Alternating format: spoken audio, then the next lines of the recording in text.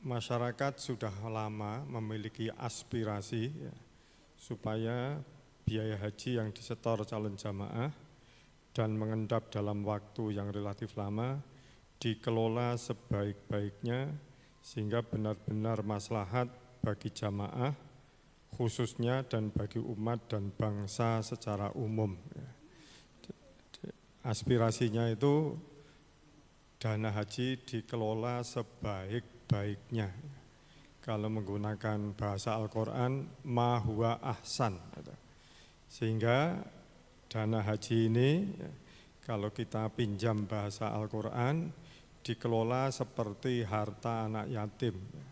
Yang dalam surat Al-An'am, harta anak yatim itu diperintahkan untuk didekati dengan ma huwa ahsan, dengan pengelolaan yang sebaik-baiknya.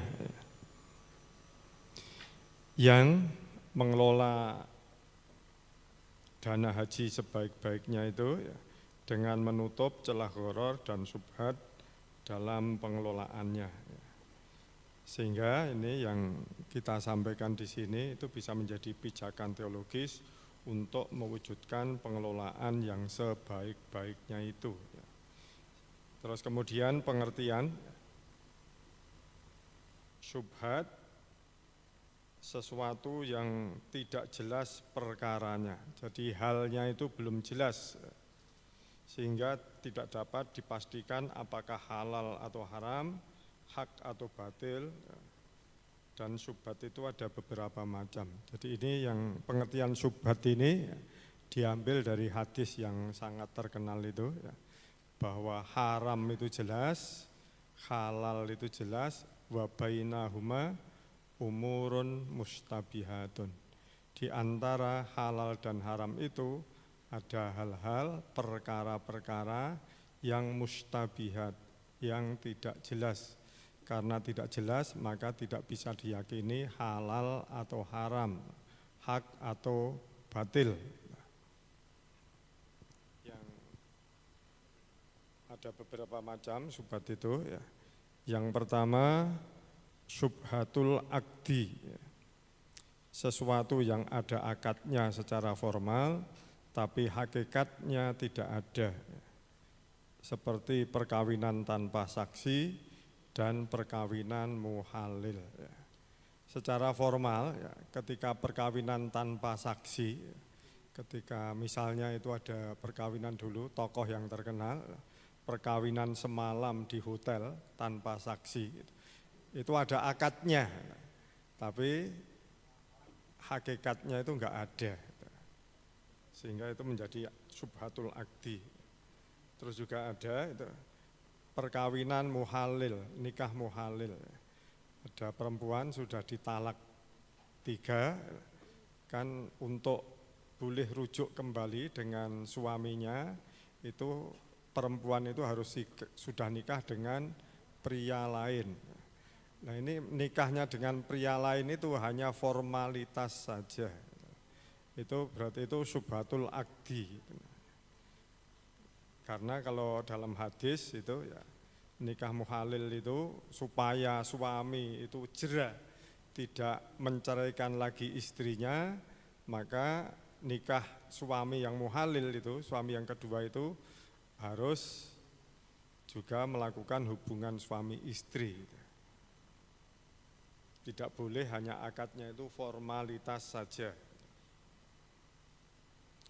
Terus bentuk yang kedua dari syubhat itu adalah syubhatul fi'li, sesuatu yang sebenarnya haram tapi diduga halal, seperti berhubungan badan dengan istri dalam masa iddah talak 3. Ada suami yang mengira itu, talak 3 itu, talak yang ketiga seperti masih talak yang pertama, seperti talak yang kedua, padahal sudah talak yang ketiga.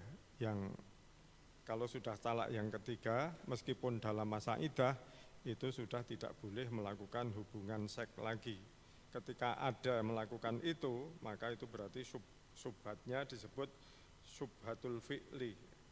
Terus yang berikutnya syubhatun fil mahal, mahal itu dalam pengertian posisi diduga halal, tapi kenyataannya tidak, seperti bersebadan dengan wanita atau pria yang berada di tempat tidur khusus milik keluarga. Padahal sebenarnya pria atau wanita itu bukan istri dan suami dari yang melakukan hubungan seks.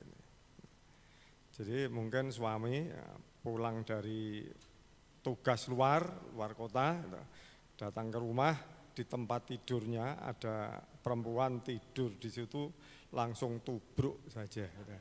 Dikira ini adalah istrinya, padahal bukan istrinya. Itu subhatun fil mahal.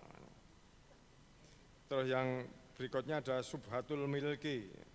Subhatul milki ini memiliki hak atas sebagian sesuatu, seperti mitra atau rekanan, syarik,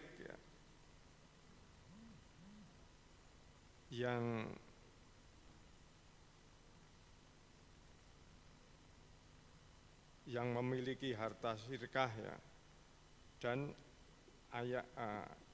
ayah mengambil harta anaknya. Jadi seorang anak memiliki harta, dia masih punya bapaknya kemudian mengambil harta anaknya itu subhat, itu namanya subhat fil milki. Terus kemudian kalau gharar secara bahasa ketidaktahuan, ketidakjelasan. Yang ketidakjelasan itu ada pada harga, objek, tempo, dan kemampuan menyerahkan objek. Sehingga kalau jual beli transaksi itu harus jelas harganya berapa, apa yang diperjualbelikan, terus tempo menyerahkannya kapan, dan dapat dipastikan bahwa penjual, kalau itu penjual bisa menyerahkan barang yang diperdagangkan. Kalau penyewa, orang yang menyewakan berarti bisa menyerahkan barang yang disewakan. Jangan sampai ketika barang yang dibeli itu harus diserahkan tapi belum ada kemampuan untuk menyerahkannya. Itu misalnya ada orang menjual burung di langit, itu enggak jelas, enggak jelas objeknya, enggak jelas kapan bisa menyerahkannya, wong belum ada di dalam sangkar burung. Terus kemudian ini berhubungan dengan status tabungan deposito di bank. Kalau di Muhammadiyah, bunga bank konvensional dalam putusan tarjih itu subhat. Itu putusan tarjih tahun 1932. Muktamar tarjih di Sidoarjo sudah memutuskan bunga bank itu subhat, sehingga Muktamar tarjih ketika itu sudah berpesan supaya Muhammadiyah mendirikan bank Islam atau bank syariah. Terus kemudian bunga bank konvensional kalau dalam fatwa tarjih hukumnya haram. Kalau saya enggak salah ini 2005 itu sudah ada fatwa tarjih bahwa bunga bank itu haram. Tahun 2010 mau ditingkatkan menjadi putusan tarjih itu belum bisa karena peserta Munas tidak sepakat bahwa bunga bank itu haram. Tapi kalau pemberi fatwanya itu sudah memberi fatwa bahwa bunga bank itu haram. Terus jasa di bank syariah secara formal diperoleh dari akad murabahah, syirkah, mudharabah, ijarah, dan lain-lain. Yang itu akadnya akad yang syar'i. Dan saya sebagai DPS di BMT itu, saya beraninya ngaudit secara syariah, itu mengaudit akadnya saja. Pelaksanaan akadnya gimana, saya tidak berani mengaudit. Karena seandainya ternyata dalam pelaksanaannya tidak sesuai syar'i pun, kita enggak bisa menghentikan jalannya BMT. karena kelas kita sekarang ini baru belajar untuk mengurusi lembaga perbankan. Sehingga kalau belajar ya salah-salah sedikit nggak apa-apa lah. Yang ini nanti harapannya ketika BMT, BPRS itu besar, bahkan bank umum syariah pun menjadi besar, itu nanti bisa betul-betul menjadi syar'i. Yang ketika menjadi syar'i, kalau Dawam Raharjo itu usulnya itu bank syariah itu menjadi bank keluarga saja. Yang nanti bisa jadi ke depan itu kalau sudah semuanya sudah berani mengaudit itu akad-akad di perbankan syariah itu betul-betul syar'i atau tidak, yang kemudian sebagian besar atau banyak yang sepakat bahwa itu belum syar'i, maka kemudian bank syariah perlu konversi lagi itu. Berubah menjadi bank pertanian misalnya atau bank peternakan, yang dengan bank pertanian, bank peternakan itu sistem bagi hasil mudharabah bisa dilaksanakan. Dan ini sekarang baru belajar, sehingga belum bisa ketat seperti kita ketika belajar dulu masih menjadi siswa, masih menjadi mahasiswa, salah itu biasa. Sehingga kita belum bisa nuntut untuk benar 100%.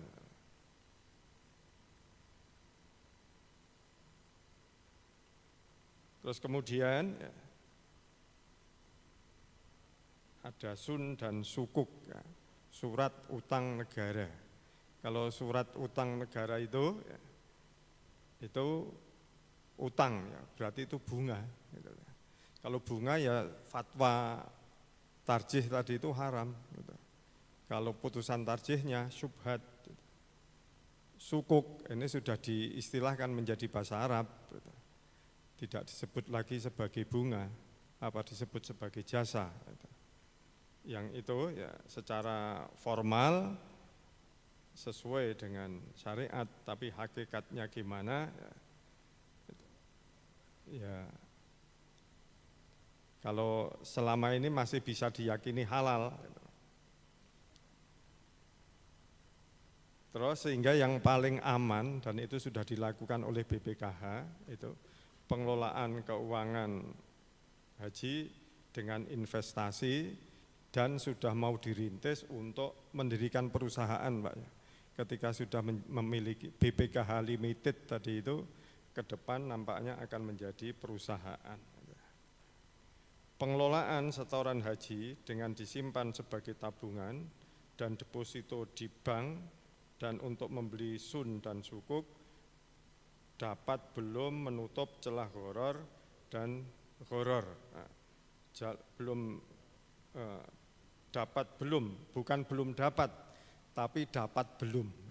Kalau belum dapat itu berarti memang belum dapat betul, tapi kalau dapat belum kemungkinan sudah dan kemungkinan belum. Sehingga di sini saya bikin netral, dapat belum. Dapat belum menutup celah syubhat dan gharar. Dan jelas belum menjadi pengelolaan yang sebaik-baiknya ya, karena keuntungannya belum dapat mewujudkan penyelenggaraan haji yang murah. Jadi Pak Jaya ketika aturan resminya itu rasional dan efisien, kami sebagai masa itu memandangnya itu murah, Pak. Jadi yang penyelenggaraan haji yang sebaik-baiknya itu ya murah, gitu. Murah dengan pelayanan yang sebaik-baiknya. Gitu. Itu kami bahasa rakyatnya, Pak. Dan itu pengelolaan yang selama ini belum bisa itu, ya karena umurnya masih 6 tahun tadi itu, ya. Sehingga ketika dibandingkan dengan Malaysia yang sejak 63 ya sama sekali belum bisa dibandingkan. Karena 6 tahun masih balita, Malaysia itu sudah dewasa, sudah kakek, sehingga nggak bisa dibandingkan. Tapi ke depan ini kan sudah ada kesadaran dengan BPKH Limited tadi itu akan mendirikan perusahaan. Pengelolaan sebaik-baiknya yang dapat mewujudkan kemaslahatan khususnya bagi jamaah dan umumnya bagi umat dan bangsa adalah dengan investasi dan pendirian perusahaan dalam jangka dekat hal ini harus dilakukan ya, di sektor-sektor yang berhubungan langsung dengan penyelenggaraan haji. Ya. Tadi sudah disinggung, sektor perhotelan, ya, maskapai penerbangan, syukur juga travel, catering, peternakan berhubungan dengan dam tadi itu. Ya. Karena untuk membuat fatwa dam itu boleh disembelih di negara asal jamaah haji belum berhasil. Terus kemudian dam yang disembelih di sana ketika dagingnya mau dibawa masuk ke Indonesia itu Departemen Peternakan tidak membolehkan karena tidak memenuhi syarat keamanan ternak di Indonesia. Karena dulu di Indonesia untuk ternaknya enggak ada, sakit yang kemarin populer itu apa itu? Kuku dan mulut itu enggak ada, antrak juga enggak ada. Gara-gara ada yang memasukkan hewan ke Indonesia tanpa terkontrol, maka kemudian penyakit antrak yang semula itu ada di luar Indonesia, penyakit kuku dan mulut yang semula ada di luar Indonesia, kemudian masuk di Indonesia. Pemerintah kalau alasannya karena enggak terkontrol, enggak diketahui karena tidak secara resmi, itu bisa punya alasan. Tapi ketika ini kita resmi, melalui bea cukai itu berhenti di Tanjung Priok. Masih disimpan di sana kontainernya, tapi tidak diperbolehkan dibongkar dan dibawa masuk ke pasar, ke pemukiman kita. Karena dikhawatirkan jangan-jangan meskipun dari Arab, itu sudah ada sertifikat sehatnya, tapi tetap ada penyakitnya yang nanti bisa menular di Indonesia. Dalam jangka panjang, setelah perusahaan di sektor-sektor di atas mapan, dapat dilakukan peleboran ke sektor-sektor lain, sektor primer, pertambangan, itu yang lagi rame, itu kan termasuk ormas, Muhammadiyah pun juga diberi jatah untuk mengelola tambang, terus pertanian dan perkebunan, terus kemudian nanti juga di sektor industri manufaktur dan lain-lain. Terus saya sampaikan penutupnya, keberhasilan BPKH mengelola setoran biaya haji dengan mendirikan perusahaan besar dan menjadi konglomerasi secara ekonomi diharapkan dapat menyaingi kapitalisme swasta yang menimbulkan ketimpangan luar biasa dan dapat menjadi alternatif sistem ekonomi yang oleh Muhammad Swarsono disebut kapitalisme religius yang menjadi masa depan peradaban Islam. Kita sangat berharap ya, BPKH ini berhasil ya, menjadi konglomerat perhotelan, konglomerat penerbangan, bisa menggantikan Lion Air ini. Yang kalau seperti itu, ya, maka kita itu kemudian bisa mengendalikan kapitalisme. Sampai sekarang kita tidak bisa mengendalikan kapitalisme. Ketika kita tidak bisa mengendalikan kapitalisme, maka kesenjangan itu bertambah lebar, bertambah luar biasa. Kalau terus-menerus ini terus berlanjut, itu, maka seperti dalam WA yang kita terima itu, Indonesia ke depan bisa menjadi Singapura, bahkan bisa lebih buruk dari itu ya, bisa menjadi seperti Israel. Saya di sini tidak menyebut etnis, tapi karena tadi itu kapitalisme sekarang itu menghasilkan kesenjangan yang luar biasa. Kita di Jogja itu, tanah yang strategis di Jalan Solo, Malioboro itu yang memiliki siapa? Apakah ada orang Jawa, orang Islam menjadi pemilik di situ? Kalau ada itu berapa persen? Yang nanti ini kalau kapitalisme terus berlanjut, enggak terkendalikan, maka bisa jadi wilayah yang strategis perkotaan itu yang menguasai adalah pemilik modal besar. Orang Jawa, orang Islamnya tersingkir di pedalaman. Yang ketika pedalaman itu sudah tidak ada pekerjaan, pekerjaannya kemudian kan harus ke kota. Ketika bekerja harus ke kota, kalau mau menerima baik-baik bisa bekerja di kota. Tapi ketika orang penduduk asli yang di pedalaman itu oleh orang kota dipandang membuat rusuh, maka kemudian tidak boleh masuk ke kota. Dan bisa jadi ada kecenderungan seperti itu kan. Kemarin di satu provinsi itu, toko Madura yang buka 24 jam itu sudah dikeluhkan gitu, supaya jangan buka 24 jam gitu. Dicarikan alasannya karena toko Madura itu menimbulkan ketidakamanan di kota di mana toko Madura yang buka 24 jam itu beroperasi. Tapi orang Madura enggak mau kalah, tidak buka 24 jam, buka 25 jam. Karena kalau bukannya 25 jam, ini enggak ada alasan untuk menghentikan, enggak ada. Yang dilarang kan 24 jam, kami itu bukannya 25 jam. Madura kok dilawan, enggak bisa. Itu gambaran ya bahwa kalau kita tidak bisa bersaing itu dengan kapitalisme itu, maka ke depan kita bisa menjadi tadi itu Singapura yang akan datang atau Israel yang akan datang, sehingga kita sebagai Brumi menjadi the next aborigin. Aborigin yang akan datang itu kita. Karena itu ya di penutup itu selanjutnya juga saya sampaikan, jihad umat Islam sekarang ini adalah jihad ekonomi.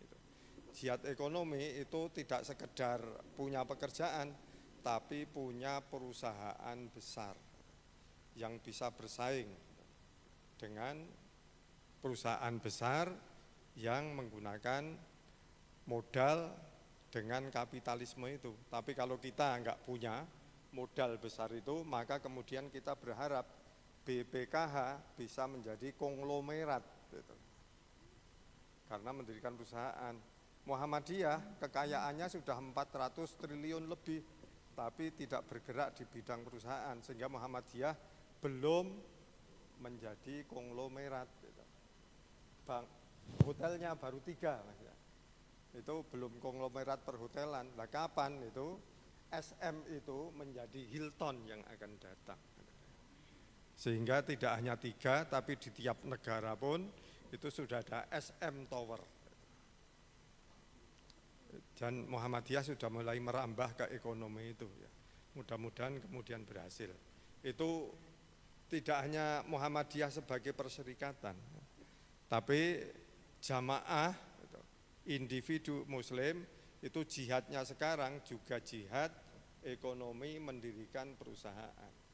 Sehingga jamaah masjid, takmir masjid jangan puas hanya memiliki BMT kecil saja. Tapi jamaah masjid kalau bisa juga mendirikan perusahaan. Jadi di Belanda itu ya ada bank, perusahaan listrik, pemiliknya itu gereja. Nah kapan ada masjid di Indonesia atau ormas di Indonesia yang kemudian bisa memiliki perusahaan besar yang bergerak di sektor energi bisa menjadi PLN. Sehingga nanti bukan sekedar kita di Indonesia tidak sekedar PLN negara, tapi PLM, perusahaan listrik Muhammadiyah. Kalau masjidnya masjid gede, PLG, perusahaan listrik masjid gede. Kalau bisa seperti itu, dan itu jihadnya, supaya kita tidak menjadi the next aborigin, the next Indian. Kalau enggak bisa, ya berarti kita itu bukan pewaris Nabi yang sebenarnya, karena kan pewaris Nabi itu, para Nabi tidak hanya mendakwahkan agama, tapi para Nabi itu juga membangun peradaban. Yang sekarang yang dituntut adalah peradaban ekonomi dengan perusahaan besar. Ya mudah-mudahan di Indonesia dimulai dari BPKH. Terus kemudian Muhammadiyah menyusul, atau Muhammadiyah dulu, baru kemudian BPKH. Monggo fastabikul khairat, berlomba-lomba dalam kebaikan. Yang ini maknanya sebetulnya bukan sekedar berlomba-lomba. Berlomba-lomba kalah itu tidak dimaksudkan oleh Al-Quran. Karena fastabiku itu dalam bahasa Arab adalah fi'il sulasi mazid, kata yang terdiri dari 3 akar kata dengan ada tambahan. Sebelum ada tambahan, sulasi mujarotnya fastabiku itu adalah sabako. Sabako dalam bahasa Arab diberi tambahan hamyah dan tak menjadi istabako. Sabako itu mendahului. Mendahului itu artinya berada di depan. Terus kemudian istabako, tambahan hamyah dan tak itu paling rendah maknanya litolab, usaha. Syukur lisoiruroh, menjadi. Sehingga istabako itu berarti berusaha berada di depan. Syukur soiruroh, menjadi berada di depan. Sehingga fastabikul khairat itu berarti perintah supaya umat Islam itu berusaha berada di depan. Paling tidak itu. Jangan di belakang saja merasa sudah hebat. Gitu. Tapi berusaha berada di depan. Syukur kemudian bisa menjadi berada di depan dalam semua kebaikan. Berada di depan dalam ilmu pengetahuan, berada di depan dalam ekonomi, berada di depan dalam politik, berada di depan dalam olahraga, termasuk sepak bola. HW kita itu sekarang mainnya di Liga Indonesia itu Liga berapa? Liga 3. Kapan HW itu bermain di Liga 1 dan juara itu. Mewakili Indonesia, terus kemudian ikut Champion Asia dan menang. Ketika menang Champion Asia, kemudian Piala Dunia di Qatar menang. Sehingga Qatar itu menjadi HW kita itu ranking 1 sebagai klub sepak bola nomor 1 di tingkat dunia, bisa sejajar dengan Real Madrid, Barcelona, Manchester United, Liverpool. Itu kapan itu? Itu perwujudan fastabikul khairat kita yang sudah sadar itu membuat HW sejajar dengan Real Madrid itu gitu. Yang DNA-nya juara. Kalau belum, itu generasi sekarang gagal, nanti generasinya Mas Ridho Basri itu seharusnya sudah berhasil gitu. Demikian yang saya sampaikan, kurang lebihnya mohon maaf. Fastabikul khairat, berada di depan dalam semua kebaikan. Wassalamualaikum warahmatullahi wabarakatuh.